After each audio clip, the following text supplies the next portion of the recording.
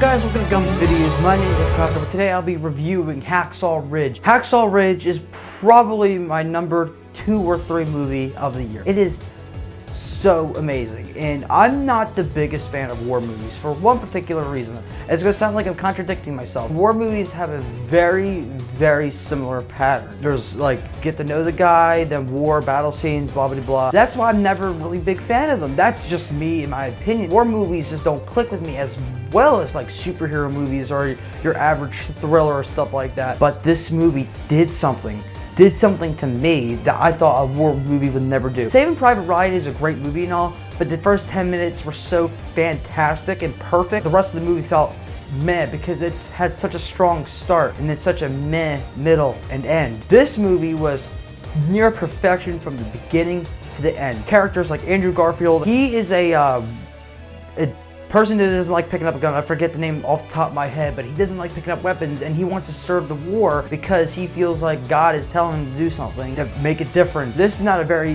heavy religious movie where it's like, oh, you gotta believe in God like this movie. No, nothing like that. It's just like an idea that he has. He believes that God wants him to do this. He's just saying like, I have a job to do and I'm gonna go as a medic and go in the middle of World War II with no gun.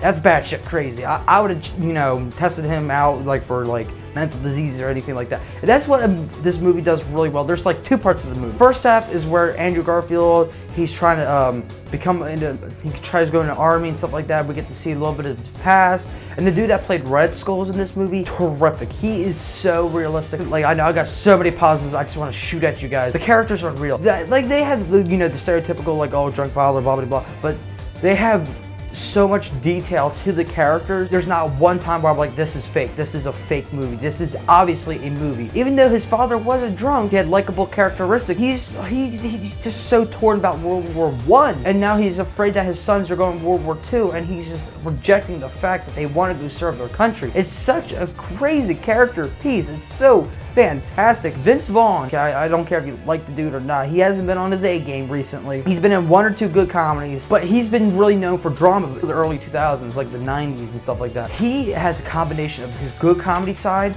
and his like drama side. It's fantastic. Every single moment is just pure perfection. The battle scenes are so realistic. I mean, like most war movies are very realistic, but this captures the fear, especially with the dude has no weapon. Like, oh, how is he gonna save 75 people in the middle of like gunfire? Like, minor spoiler alert, right there, letting you guys know he was by himself, left up there in the middle of like the crazy Hacksaw Ridge thing, hence the title of the movie. He stayed up all night saving these people with like the Japanese is circling him and then just chasing. It's so intense, so suspenseful. You care for these characters. I had 1 or 2 negatives. Actually 2. There was a Japanese dude and he, just patrolling around like with like a group.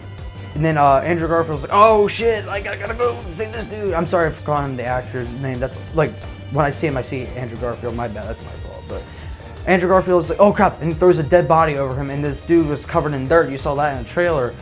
And then the Japanese was like, oh, I think I saw that thing move. He stabs it through the stomach, like through the side. It says directly straight through, like he's been doing to the other dead bodies. It wasn't a coincidence that that's the body that the main character happens to be hiding under? Yes. And another thing, this kind of took me out of the movie for a split second for the moments they were in. The Navy ships. The Navy ships seemed very CGI. If most of the movie was CGI, I probably wouldn't have noticed. Honestly, I probably wouldn't have, but the movie's so filled with like realistic imagery. And then the boats come in, I'm like, it's kind of fake. So I'm gonna give this movie 5 out of 5 stars. This movie is fantastic. If you have to watch it, it's definitely one of my favorite war movies, if not my favorite war movie of all time, because war movies just don't hit it with me. This did something to me. Thank you guys for watching. I have a Twitter, Instagram, Gums_videos. Go follow me there for latest news and updates on my channel. Thank you guys for watching. Please like, subscribe, and all that crap. Later and goodbye. He's not too bright.